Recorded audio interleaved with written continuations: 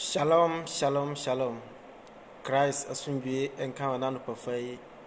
Se watimi ede yankwa che na de pa che na san ba be hia mu se ba konfo ne ne ma e wo Facebook live video a. Ye. Ene ne ye kwasi dada ya to suminu wo afefofura yasimu. Benim se Awurade ene wo adi ne yie se ne Kristo one me nso adi ne yie no. Wan hwe ebone ne amra to so antwai antwena na se wan ye nkwan firi ensem wate asefo asase so ene ye hunu ne nepa ne na doye ne ahumobro enkwa ne adom abotiri a odi ama atiasefo nyina ya wo se hye ne die ne munyam efiri se wo ye bia maye anopa fan so ene me ne obeche nyame asem bia wo atifi asem na matreso enokre truth. He found a behunu nokre. Where can I find the truth? And we are sima ye way, a way bremun ye way. We are soon become a way. Now, we are soon grant there con a way a crumpo, nipa biara, ansana. Wuni obi enter mukuta who dear betty me, ako ye and I say betty my way payano. A dear here ye pa back air nokre. Say no crony moi. Bibiara ni wa obeti maya ebema omfefo anase obia one ne betu anamon se oya oyere se oya ukunu se wadamfo woni no ntamu kitamu die na mudi no entimi nkonko wie peye efiri se nokore antimi anadi mamu ahuno enti se ba Kristo mu nso a ene anase nyame sumu a ye wo se ye hunu ba bia ye behwehwe nokore ene abakwem se ya Kristofo na ya ba na se nipa na yete asase so no ye hwehwe nokore efiri biaya eni hu kwan se ye hwehwe nokore no but unless say ye ba hwehwe nokore ne wo ye mu no dabi ye hwehwe nokore afiri afoforo mu ansana ye nso ya ba be nokwafo ene me de Bible no be kire wo ne makakra bi mo wo hu se wiase ya wo ya na se nyamesom a wo som no enye sofo mu na obehu nokore enye obi bere mu enye pope mu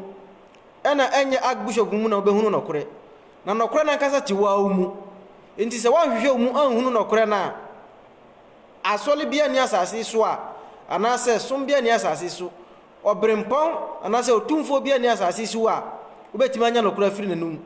agagefo ne ahemfo akese ampo omoti ye mamu ase asemsi a ye de asem no ekokoto omo na ase se omu nsiesie asem no ma nokore na dina sundwe emra na se ye ento ye no ena omo kora mpom ye corrupt majority of them omo ye corrupt yente Ghana na nas e di video bi ba na judge fo je mponche ne bayre case ya wauti mu se case we de e wo se mitimi edi nkunim wo sa asem we ya aba no iwie na de mla na de fa na iwie na de bribe ne corruption ni do etimi hwe woni mkra na ebu asem agu so eno na nya na kure be dia kan sa ebu agu so awie no be wo se asumbia ba asumbia ne so afa no so ya memre fidie enti ene me ma wa hu ba bia no kure wo no kure eni obi biara mu se o sofo bia na se obi sori gina badwam na ode ne na pimpim okasa de ne sa sinu bo se me sa me hu no kure wo ba bia masa onya nyame okasa sinu hu onya nyame o kire obi but na nya ne sa ono na ya fa na ye ka no kure dia no kure ne Nyankopon enti David etimi sori gina ye kasa e wo no kure kwan so ohunu se de Awurade ahye se onye anase Nyankopon ahye nso de anase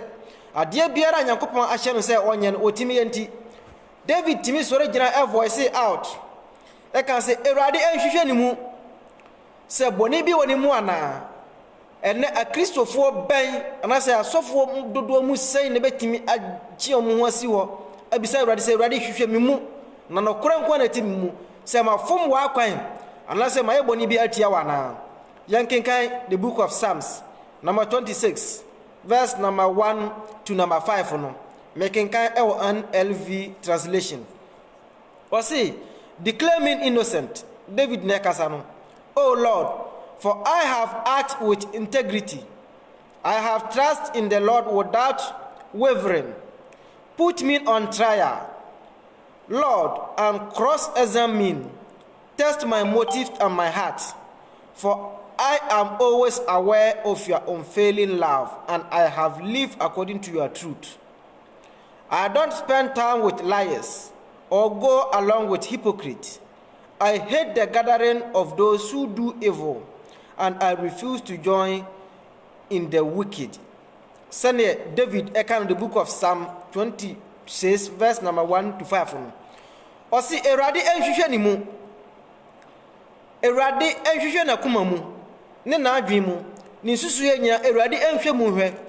Se boni bi wo mu ana David na gyina atro challenge ama Nyankopɔn. Se Nyankopɔn onhwehwe ni mu. Na kuma mu ni ne ye ni susu ye ade biara obeye ase David anasa ase ohene no. Boni bi wo mu a Erade mane hunu se bia boni bi wo mu. Se boni bi nso ni mu a Erade emunofo. Erade nyina ten. Sa na David atro challenge a kire Nyankopɔn. Ena mene wo nso mene wo asetena mu. Ye betimi agina atu challenge ama Nyankopɔn sa na. E asembisa ama mene wo. Na se ye ntimi dia ene adanti ena ene yede ye gidie mu nokore a ewo se yetimi hunu maye ne Nyankopɔn edi enkitahudie ma netimi wie pepepe ye no yede sa challenge no ekwa akoto asofo so ene obitimi sole kwa asole okoba ase sofo we de onka nokore no wankasa nokore ni tumu dadansa na wo kwa asore fie ho ana se nanka wo kwa akɔpɛ nokore na afiri sofo no ho ansa na wo de abeba wo bra se ne esefata question na wo se obisa ho se entisa dia the day of judgment no sofo na nkasa ono no be ye babu naten wo so ne babu waten obi biara be pie atemu ahengwa nanim de otena wiase a ode ne nipadua ye no ho akonta na wo kwa kobu akire Nyankopɔn emfa ho se wo ye sofo emfa ho se wo ye mochiriman emfa ho se wo ye doctor emfa ho se wo ye nurse position bia kura wasase su nipa su bia na se nipa tibia biara wo tie wasase su biara hunu se obekwa ko gina atemu nanim enti nokore na enne mpese wu hunu ni se obi se oye nokwafo a nokore no ebeda difiri ni mu mama nipa no megina ho emeya abo se me nokwafo na me sa me ho awunya nokore obabi da biara da he nokore no eni sofo mu nokore ni bishop mu nokore no eni president mu example ye ehwe back to ye bibiman mu na ye wona ye de ye wure nyina kwa akwhye amanyofo mu ye political leaders se ani akufo adu de nim se to abama na oba ye beye ono nso ahunu se ampa o man no mosumi o mo hene o mo pe ye de ho asem na tie oba na obegyira simpie so fa sa hye obotom hwe na wo de sa hye obotom uye onya sika si da bi o se me ba mema wanya sika yeti sika so no so kom de na mo baaje so ye o kan de ebeto wutiri ma ho se ampa o kan okura no se oba obetimi aya ma me ho atomi na wo ankasa no what are you doing for yourself dia na wo ya ma ho ma wa hu se ampa me ye bibi pa bi na ma bra bo na se ma setra mi wo mu mi ankasa na wo se mitimi tena se na metoto mi niam ye na me hwe na dabi mankwanko dipendi obi na se mankwanko dan obi se nipa suma sise na nka me hwe se obetimi aye bibi se na ama me no na betimi abo ma wo ankasa wa setra no watimi anya bibi se o man no amwa akura obetimi anya bibi se wo ba abrofo kurom ha se aye wo ya wotimi se ye onema bebre bi wo ha omo mfa omore enkohye omo political leaders mu because ono no oba adwuma ni motive nyina ne se ohwe ama na adwuma akoso onkodan politician because ampina no te parliament no kora bia ono no ni akokọ nam na ono oye no company ha kora pe betima di 1 year kora na sa minister no kora onto preko anase onto akokọ no bi weda nti ono onko depend ono no se bia ono no na betima mana be nti ono akasa ne ntoto ye pa ne ma pa oye no enne bema watimi atrasa na se watimi asurvive enti ade biara oye no on behalf of his own se obema ni adekode a oye no atimi akoyi na amana tenase na se ni living na o asase we so no ene so atimi ayeyie amano enti sana Christopher yan so ye enti se na David timi esori gina se ampa se watimi ahunu se de Erade hwehwe de Erade ka se otimi etenase ebo ne blasa ade a ene oni Nyankopɔn animu phobia na se atemu biara ni oni Nyankopɔn tema Nyankopɔn betima ka se wo twena kogina atemu ogwa nanim akwa kubu na tese bia wadi fo wode wahye no se wonya na se wontima nyem enti David hunu na kuma muni na adwe mu se watimi aye niam nyina na se adepa nyina a Nyankopɔn epese woye no ena David so regira se Erade hwehwe ni mu Erade hwehwe na adwem ni nsusu ye nyina mu ehwe se ampa se boni bi woni mu a Erade enyina ten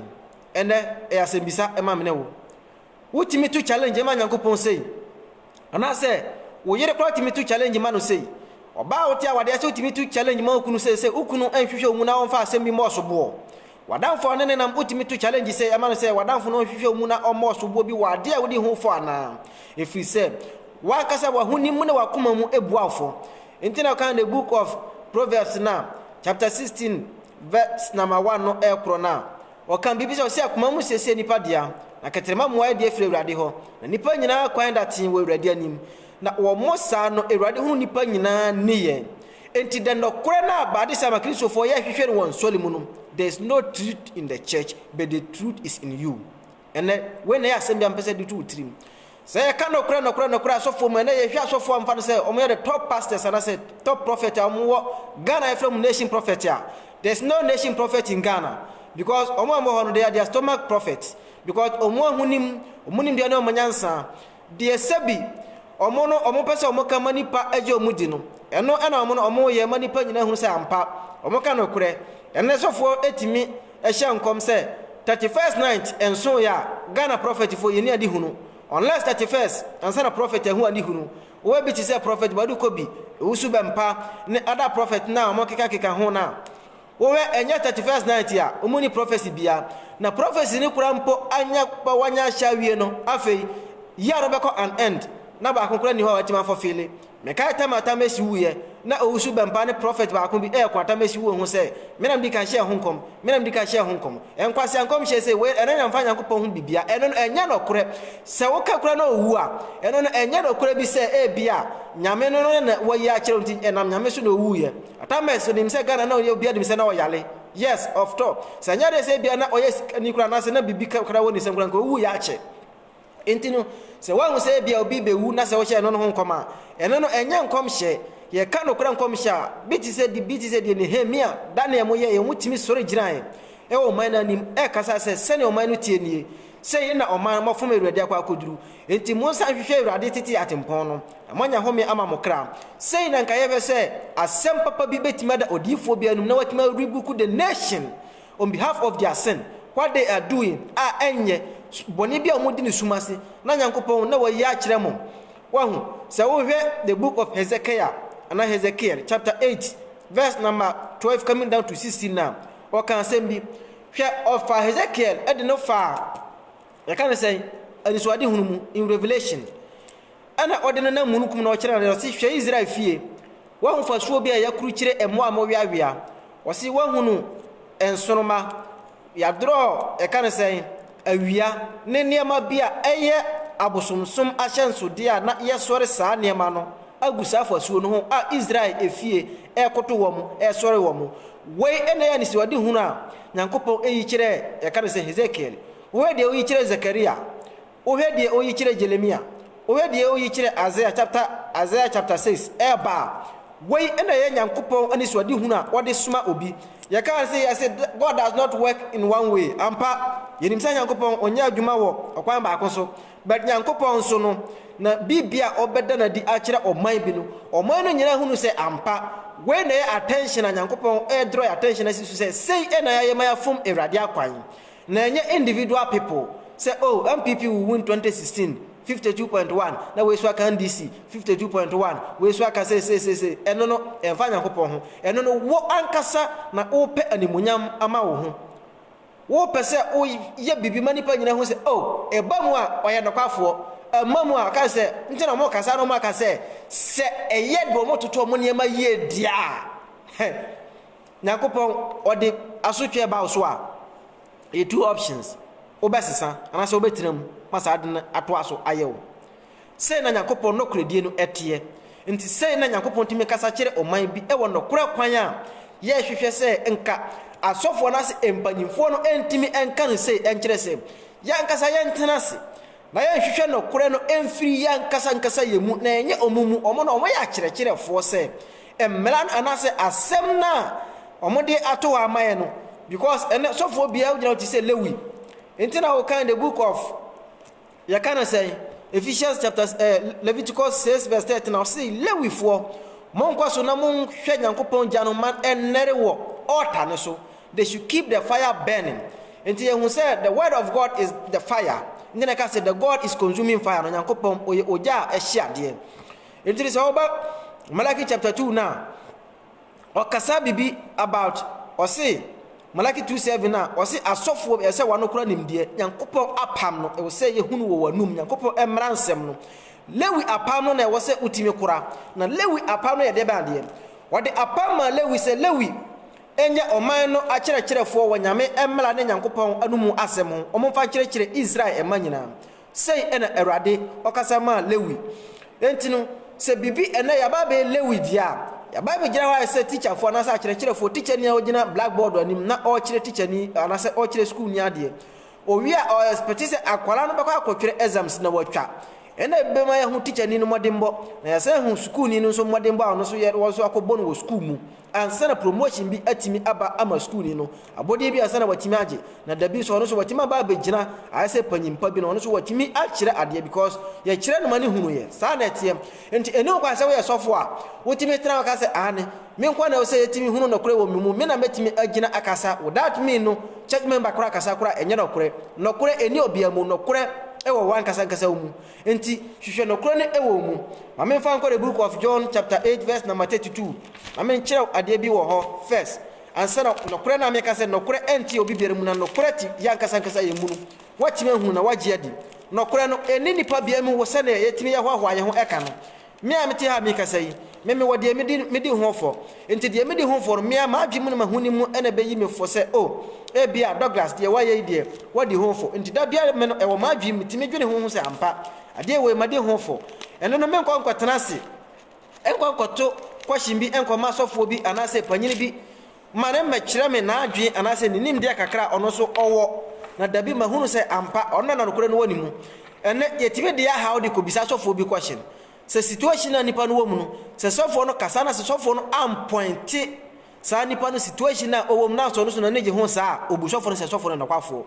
bɛ sɛ sɔfo no etimi appointe asɛm bi na ɛkɔ agency character bi a ɔno wɔ mu pɛ akwakɔ sɛ sɔfo na ba bɛ ni enemy because I say sɔfo no attack no personally ane ana sɔfo we dia kɔ asɔre a otimi di watem saa sɔfo we dia kɔ asɔre a otimi hwehwɛ bi a asɛm bi a waka kyerɛ no na wa hyɛda na odi akɔgyina pulpit na odi preachi ana sɛ sɔfo ekura bi a mena fofo ya mene na mi bi aka me ho asɛm akyerɛ na odi akɔgyina pulpit a wo preachi this means that waka no kura bi a mana wɔ na koma ade bi a wo ma ɔya enye no watima si saa de no so ntino ama ɔno so wɔnya tirimu pɔbɔne bi wɔ ne mu sɛ ane ebi kura mpo a obi na aka kyerɛ sɔfo sɛ ebi a me no mensa obi aka kyerɛ sɔfo sɛ ebi a me kura me bɔ adwaman ana me na fofo ya mene omu na me kura bi na kɔ ka kyerɛ sɔfo sɛ na no kura me kɔ wie obi ade but wonni mu sɛ ɔno nso ɔpɛsɛ ɔkyerɛ kwan bi no kura kwan bi na sɛ niema bi a ɔde bɛhyɛ mu ma so watena sɛ hunu sɛ saa niema we sɛ no sɛ metimi hu saa niema we wɔ me mu dia ɛna me nso no metimi afrɛ me ho sɛ ɔnokwafo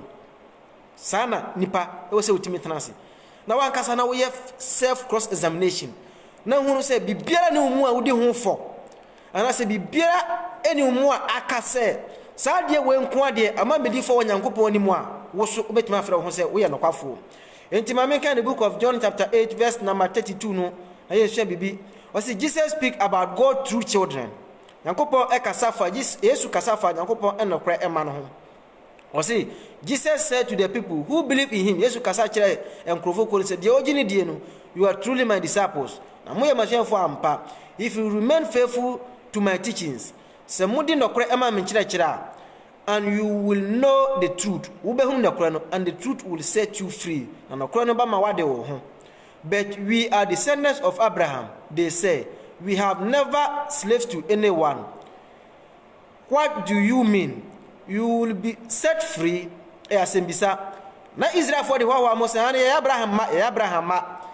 yenye obi akoada Abraham mu ade hide na mo ade omo ho enti no mo kasa ede hwa mo ho on behalf of Abraham ene saa na Christopher life nyina akwa kogina ye kasa e wono kuremu on behalf of our church ye kasa no kuremu on behalf of our doctrines yakasa ewo no kuremu on behalf of our pastors yakasa ewo no kuremu on behalf of our elders and leaders enti no se leader no man command bi na o de hye na anum se onkonko kan na se o de hye na sum na se o kana e to na koma so a fiti ho kɔ no ena me sɔfo se ena ma asɔre se ena me sɔfo se ena ma asɔre se we gidi ni atana ho ka se me sofo se ma so le se me sofo se ma so le se so sofo ono the day of judgment the day of judgment obebu na kontanko kwa se wonti min ka se no kure no si erade si se na mimi ni munie na wa point no kure no direct ama afufurofo na omo ben wona na se omo pese omo hunu ugidie nyina so no atima hunu se ampa wo nam no kure kwa so na wodidi ubi bia hallelujah enti this is the time I say agidifo yetimi hwe sane ma we na ehye no so se yenkɔhwehwɛ no kure akira kwan emfiri obi biara mu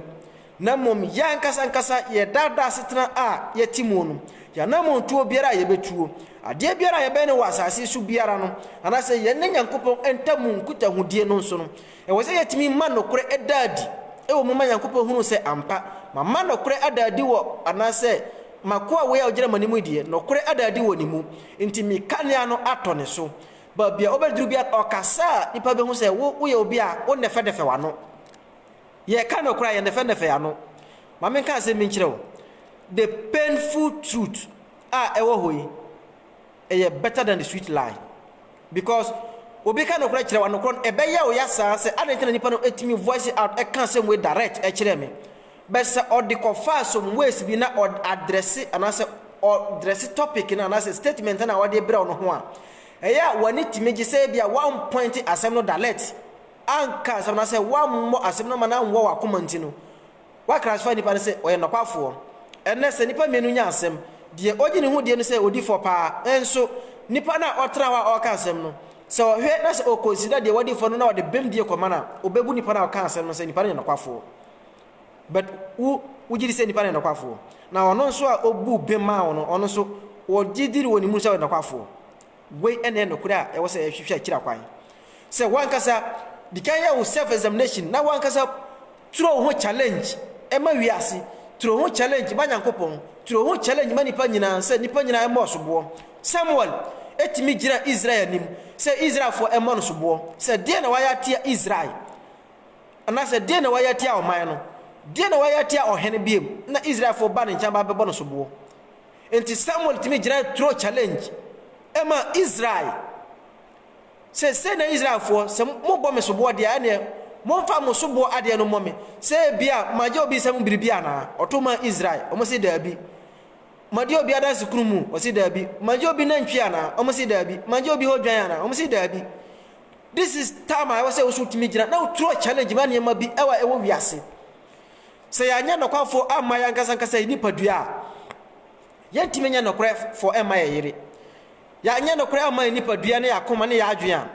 yentimi ni no kra ama community ayewo mu se ya ni no kra ama yakasa ye ho ne nipa dua ba biara obekwa koduru se eye sofudie mu se eye amanyose mu se eye atemu mu se eye mrani mu uni no kra da kosida obewu because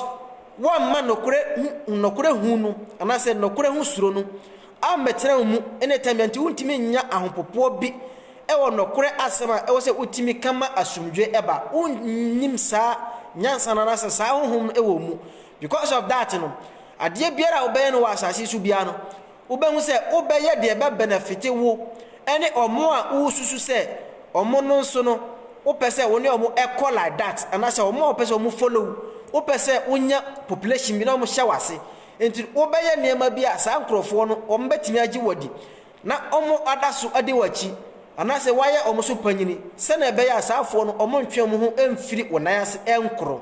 enam se nipa so na sumye no hene wo wiase a owo ntino ono so onye ready say ono ankasa krampon oputu an effort bi se obesua ade bi na wahwehwe mu ahunu se okay se na nyame akwan tie se na nyame no kredie no etie se na nyame ahye se menhwehwe anase mi follow anase menkenkan na menhwehwe mu na menhu ade kudie biara e wo se medika mabla bo hu manipa etimi ehunu mi mame kania etimi ehyeren wo badwam se ampa meso me no kwafo ene ya gya no kredie atu baabi ene nipa ye yusu bibi ti se law ye yusu bibi ti se knowledge no kore ene wisdom na ya adwuma ena ye ba entro mu a entro ene knowledge ekopa eye because obi a obetwa ontro no se wanya wankomu deep ansua tactics bi ni steps bi ni ways and means bi anipa no obefa so atreke wa ontimi enwini ewo tro kwan ho because was share tactics no nti wanya ho nimdie nti wisdom goes with truth. At the same time, knowledge, it goes with lie, deception. Because adie biara wonya mu nimdie no, you become perfect to that thing. And adie biara unim no, you are used to it. Because at you anytime you are with it at every time, at every second, always in your life. It is a nipa wonante any wani a ubi di ho ade. Da biara da wani tumi ho ade, da biara a function for your life, a function on your life throughout the day.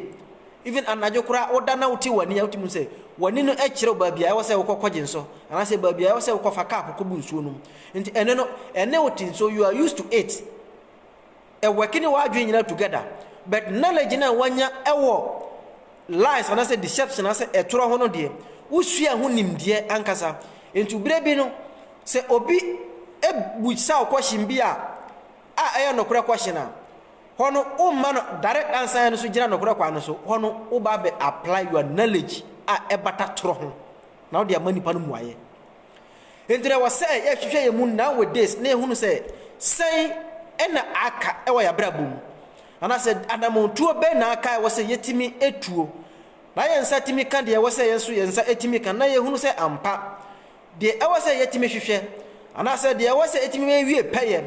no kura na wo say yetimi ma pem kwa yanimo no no kura na ma ampa etima ma yagina apima kwa yanimo kwa koduru empempe so ay say etimi kokoduru. This is the stage I say yetimi jai yan sole doctrine. And now kwa sole bia won doctrine, Pentecostal doctrine, Presbyterian doctrine, Roman Catholic doctrine. And now ye gide na nyansa na no kura de nyina kwa kogina asore no doctrine so. Enti no say asore no doctrine ka say e bia manye say ya an onye sa but Nyankopon ka say man nya dia obeye because of what asore no na hyehyɛ doctrine as emra rules bi ni ahyehyɛ de bi na ma omo a ye di so purposely say ye pese ye kire say an we ni no kure kwan no that is the final truth but ye dada ye ho and this is the main problem and me ne nipa bebira na say nyame nkrofo bebira Nyankopon ayi omo a me ne omo anya adwi na biara da no because ono ni nimdia kakra na wanya no educational level no or the be attach Bible no na wa kire ni books bi na say ne nwuma bi kakra bi na ode abere na asore enti asore no gidie ne omonya nsan nyina kwa akogina that sofo no book no so enti no say we bia we a different church member na unim bibi and I say you belong to that church and you know something much better than the book na say ade na nipa no what type de ato ho na okokape ena ye bishop si ye sofo si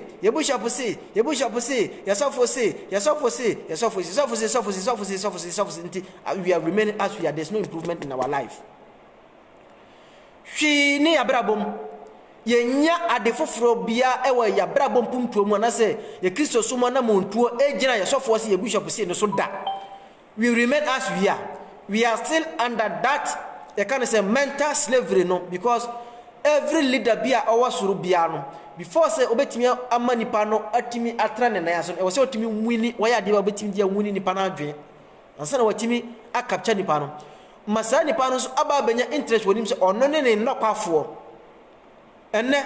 nka ye kamba bia wo se etimi hunu nokure pa efri pa for the first one pa nipa your individual heart nipa wakoma no nipa dua na koma na edamu no ho ene wo se wonya unokure firi. The second one so I betimi anya nokure afiri mu wo ne oyere because first one wakoma no wo ne Onyankopon tem. Second one wo ne oyere wo ne ukunu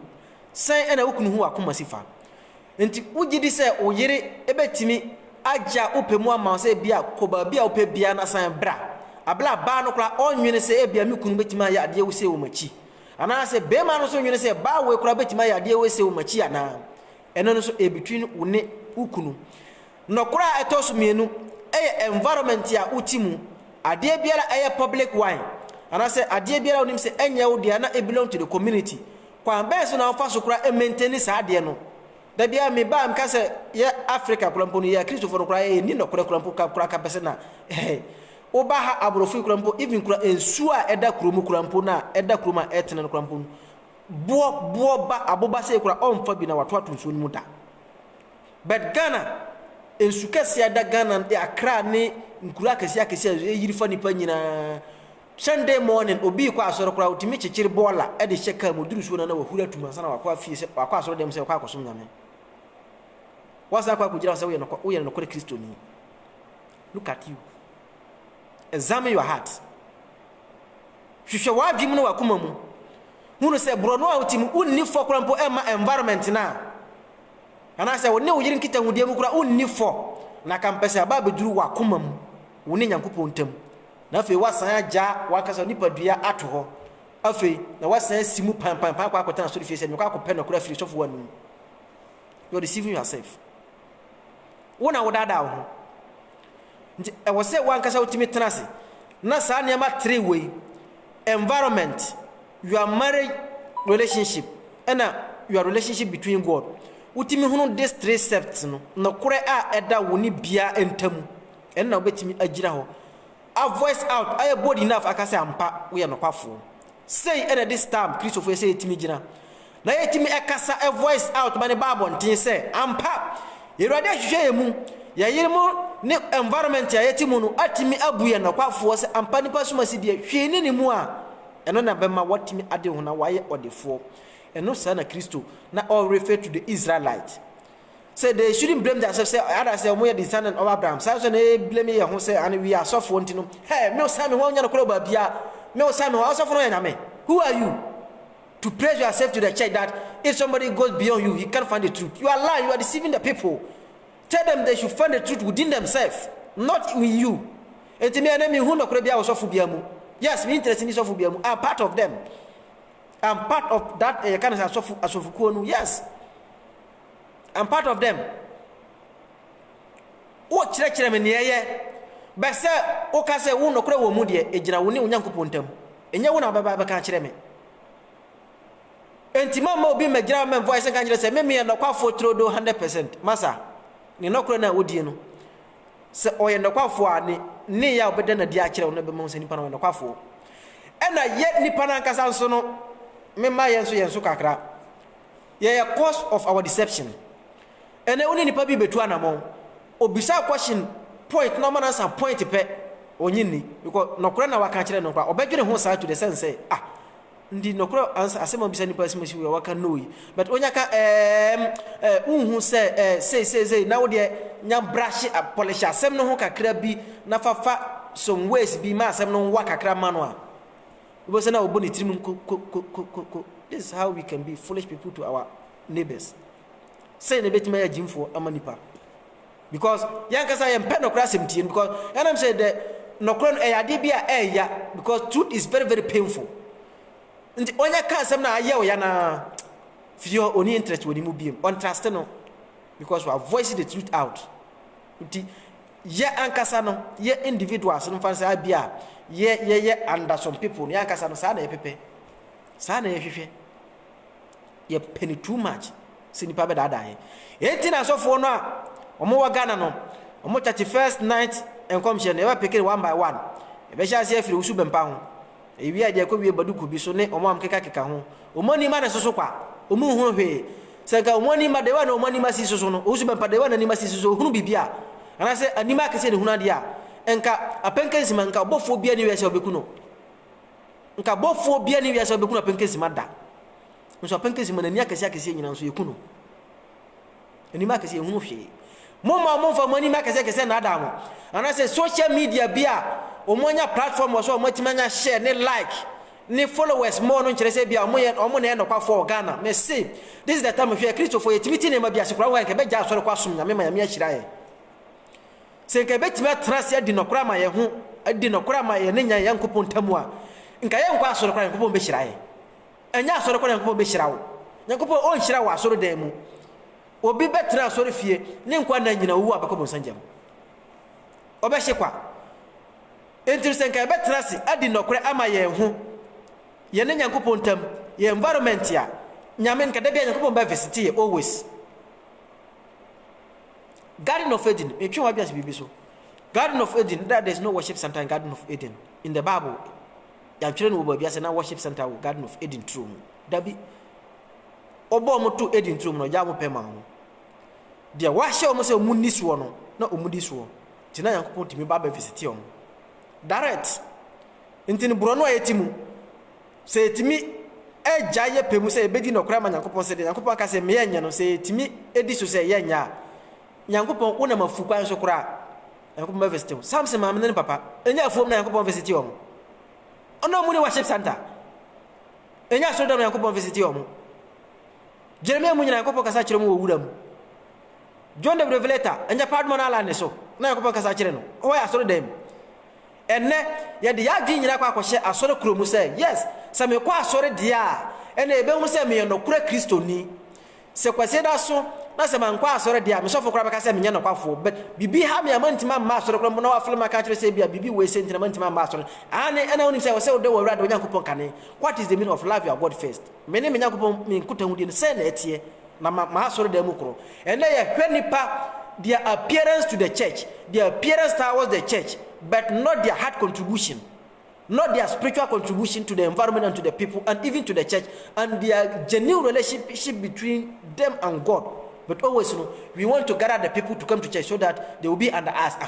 So for us, so not remember they are so from back at your but that back say bra so no be binti one man you are not faithful to your pastor, you are not truthful. Obeba be drop up his picture ka say bonsam. Remember your first love. Can do what you say sorry. Those sorts of nonsense preachings, nonsense teachings na na so asoro dem. Hwe e benya time pa say social media no name ko akiri ntino e benya time na mo boaboa ya mo share maye no. Mo betimi aboa na ahye na ye ko anim kakra sa because kakra na manfo tie no. Binom so etimi de kakra bi so ye den eka de ye ka no ho nyame adwuma ye no enya ba akofo de a nyansa ni ba akofo tirim de me ka na sese yi obi foforo so wo ba bi a ono so owo bi kura more than de me kra no nyame frɛ na nyame de afrɛ obi a no obia de wa hye no sɛ omamba bi adifo bi a kyerɛkyerɛfo bi asempakafo bi enkomhyɛfo bi the interpretation of tongue ne omo a gift follow need so ente bia na obi so de a dream about this message ono so timi ma me message bi sɛ ade we sɛ ka ne sɛ aye ye onema bebre bi ho mo am watch Facebook na bi timi send o message na wa ka sɛ bia ade bi sɛ edama koma so pa wo ye de to abo sɛ nipa ne ye na neje bo sɛ nema bi a wasua free mu no bo sɛ na ono so wa hyase o keka kyerɛ ye ka ne sɛ friends and I say bia nimbia kakra na wanya free me so me hona na say me so menya free ni hono ye kabo ma na ye koya nim. This is how I also say it me trust na building the kingdom of God rather than our own you can say buildings. So for bia want to build the kingdom of God himself and then as surely doors will just change dan bia will just but we are remain as we are say na ye 50-50 asem sa na ye di besim ne ye nkoya nim da. There's no improvement in our life. There's no changing in our life. Senator now. Going to church doesn't mean that you are faithful to God. Going to church doesn't mean that you are true or you are truthful to God. And you know, but examine yourself and your heart. Now, no cry wuni Nyankopon entem no cry timidi echere wuni Nyankopon. Wakuma mu de na bechere. Ntin we ana nneema bia wo se badista me timi hunu na ye gya ye effort nyina ewo kwasieda asore anamontu mu ni America yetunu kwasieda ji yakwa akotodwum dedede na ye diasa ya furikuri ye tete abrosam so ya bobrosam ba atwe brosam so kotokuro da bia brosam ba akon atwe so kotokuro manko ntiba so brosam da so tiase so ntimi ko ya nimu da nso efiti cha se kum brosam cha ache nso ntimi ko ya nimu da. This is the time I was a one kasa udi no kra na wo gya se wo brosam box no bronsam ono no ntro boxing ompai na obo no krampo ono no nsro ompai bo entri de bronsam suro ni se wadi no kre na watima gira nyame asem so adi no kre de fiti bronsam usofo na kasa kra obo mpai chi bronsam na enya wo wan kasa na wo san ko hono wo san ko sofo no na ase no entri it's up to you between you and your God, not you and your pastor, not the pastor and God. And then my pastors na kwa our telephones. Always biano, we switch them on, we click on them to communicate to God for us. And as of for so say ampa, almost no members in so ajo mo adinti no. Almost why your telephone so ampa. Areho. Enye izo. And I'm sorry your telephone. And the opasa on Yankopon kasa, but I don't on kasa man Yankopon mau. Asebu. Nti woni Yankopon ayaka. Kristo di bisa ho. Woni Yankopon ayaka. Question yourself. ana tie me yenso obia ne se ne oti asem ne se ne woso oti asem na asefa men kan se asofo se bia bibi hawo na o kan kire sofo se sofo e bia de bi se ha me bɔ mpa ye ma me na se boa me mpa bu ma ye bɔne o be se wo de wo hawo nyina kɔto ne soro na me kan kire wo wan kasa bɔne o ti mu nyaye o so wasan de bɔne ne ho problem hu so na ba so asan de akwa kɔto sofo so se sofo problem se de ha me enti boa me masa nyankopɔn kora de kɔto saa no kɔto ne so na de wo mu nyaye kora o ntimi mmoa na kan be se ato saa o ma mo hye nkuru aba ho nkom no hwini ho entin enne kwasi da no pai message kakra me de ma no say hifa ena obehunu nokore na umu ena obehunu nokore nokore eni asolimu nokore eni sofuo mu nokore eni ade biara mu eni buku biara mu bet cha wo pe nokora me kanfo nyankopon ena de ma na no pafan me kanfo yesu asempa e de ma me kanfo mose emra no mu ahye so dia ode baaye na ode to ho emaaye se akwan se yemfa so na yennam sa emra kwan na wotwa to no so enkonko hunu no kore no wo depend this nema ya mabobo so ya kirewa ene bebo ma nkasa wo hunu no kore wo mu nti wankasa gina pintin na to challenge ema nyankopon se ne David etimi gina to challenge ma nyankopon se erade hwehwe mi mu se maye boni bia na eno ene wankasa betimi di approve ho se ampa me no kwafo na me di no kore ema erade nti nyankopon mobrohunufo no kwafo a obo soro bo asase ne din di Elohim Jehovah Shammah is his name o nyankopon the name omnipotent the most powerful one sa nyankopon we o ma ne nhira wa hye no wo bible mu anase nasem mu a e wo se etimi manipa biara enya fa ahudie akoma pa ne opepapa ebe pie ne nan ase no nyankopon omfa sa nhira no enemo omfa sa nhira no eni wachi nyankopon eni wa nim ewo afi 2020 yi omfa untwa kwampa anamompa biara eda wanimu biara opese wutuo akwantu papa biara eda wanimu opese wutuo Kristo gidi mu na montu mu biara Kristo Israel nyankopon no de oti osorosoro mu hinta bia wotu fa fanse abo akọ de na omre na otimi ekọ edi ahusie ekọ apieye